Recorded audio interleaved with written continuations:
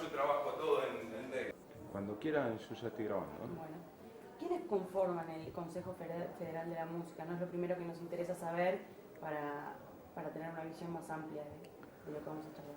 El Consejo Federal de la Música está integrado por los representantes de los músicos, tanto lo que tiene que ver con su calidad de trabajadores o sus derechos de gestión, sus derechos de intérprete y de autor y compositor, como también varias cámaras empresarias. Por eso están, por un lado, las tres organizaciones que se ocupan de la gestión de los derechos intelectuales, que es SADAIC, AADI y Argentores. Está también el sindicato de músicos por los trabajadores, por el músico como un trabajador, y después hay algunas cámaras empresarias que tienen más que ver con la música en vivo y el disco, ¿no? Pues está CAPIF, AADET, que la CAPIF es la cámara empresaria del disco, de las discográficas. AADET es la cámara de empresarios teatrales, que también está en lo que son productores de grandes conciertos. Y está también CAMUBI, que es la cámara de música en vivo, que son los lugares más chicos, o lo que hoy se les llaman los clubes de cultura. Todas estas organizaciones conforman el Consejo Federal de la Música, que realmente se creó en el año 2008, más allá de que algunas de estas organizaciones empezamos a tener algún trabajo en conjunto un tiempo antes, pero bueno, en el 2008 confluimos en una sola mesa, a partir de, digamos, son organizaciones que durante mucho tiempo estuvieron enfrentadas, ¿no? Bueno, ni hablar de lo que es el sindicato con la Cámara Empresaria, pero también la sociedad de gestión, digamos, nunca habían estado sentados en una misma mesa. A partir del estado catastrófico que la música estaba ya en el año 2008, se generó esta mesa donde se tiraron los temas principales, que era principalmente lo que tenía que ver con la música en vivo, y con algunos inconvenientes de los derechos intelectuales, como el tema de la piratería y otras cuestiones. Y es lo que tiene que ver con la música en vivo, con una visión bastante más ampliada, no solamente como una cuestión de los lugares para tocar, sino también una gran preocupación, que por eso dentro del documento que hace nacer al Consejo Federal de la Música, habla de una ley, de un proyecto de ley para digamos, detectar talento en los colegios, justamente digamos, también para empezar a trabajar sobre el oído del chico y generar público, que es otro de los problemas que tenemos. Hoy no solamente el problema son los lugares para tocar, sino que la gente tampoco va a escuchar.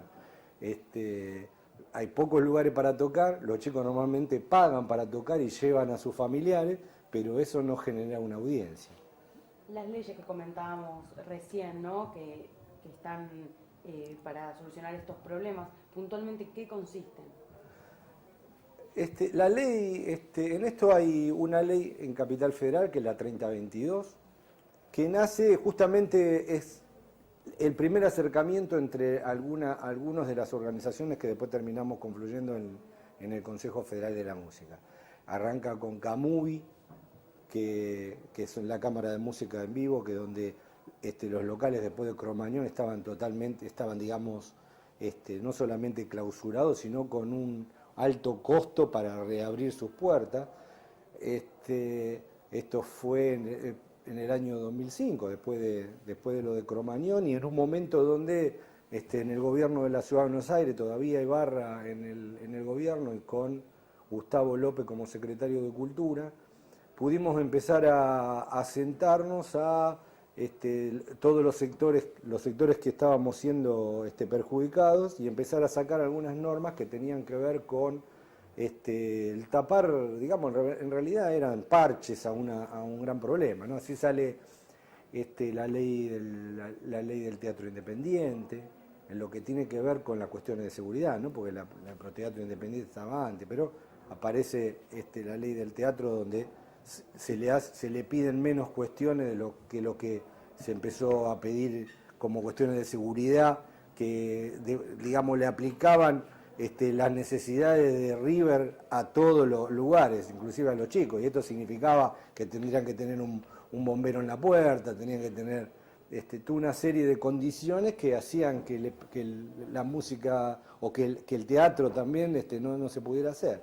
Entonces aparece la ley del teatro, aparece la ley de las milongas, la de los clubes de barrio,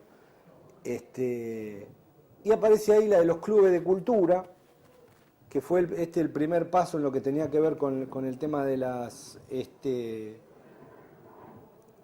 con el tema específico de las habilitaciones, pero también detectamos de que había una necesidad de que haya un fomento para este tipo de lugares. Hasta hoy, yo podría decir, la música tiene el gran perjuicio que para la política es tomada como un gran negocio. No está, cuando se habla de las artes casi no está la música dentro de esto. O se habla de negocio o se habla de entretenimiento. Entonces, esto es lo que hace que, por ejemplo, haya un proteatro, haya tantas discusiones con el libro, esté el Inca para proteger al cine y demás, pero la música no lo tenga. Porque es justamente por esto, porque normalmente se toma a la música como un entretenimiento o como un gran negocio. Entonces, por ejemplo, hasta ese momento la música era la única de las artes que tenía el IVA en la entrada. Entonces, una de las cuestiones que aparece como una necesidad es esto, ¿no? de sacar el IVA para empezar a hacer la entrada un poco más atractiva para que la gente pueda ir a los recitales, ¿no? Ahora nos preguntaremos cómo sin IVA hoy se está pagando 5.300 pesos para ir a ver a Paul McCartney, ¿no? Pero en ese momento fue esa necesidad.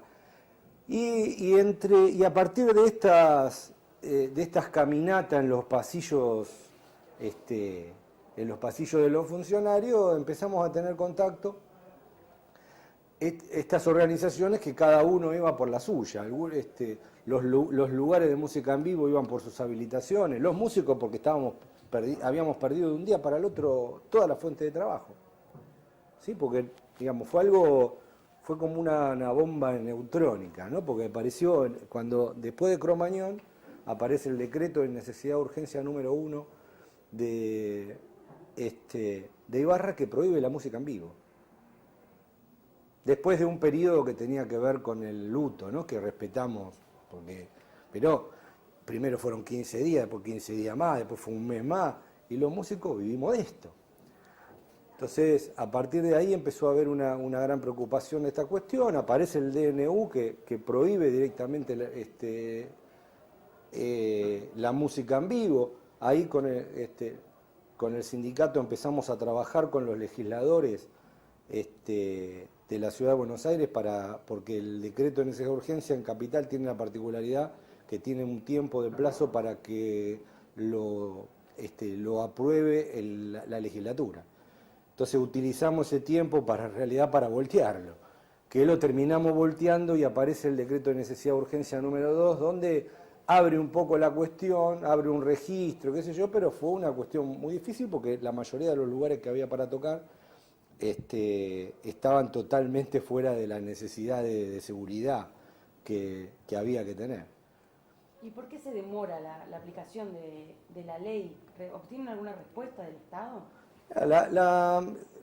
La ley aparece recién, mucho tiempo después, porque la discusión empezamos en el mismo 2005. La ley tiene la aprobación en el año 2008. Aparece como proyecto. Y recién es votada por unanimidad en el 2009. Y realmente se estiró por todas estas cuestiones. Primero hubo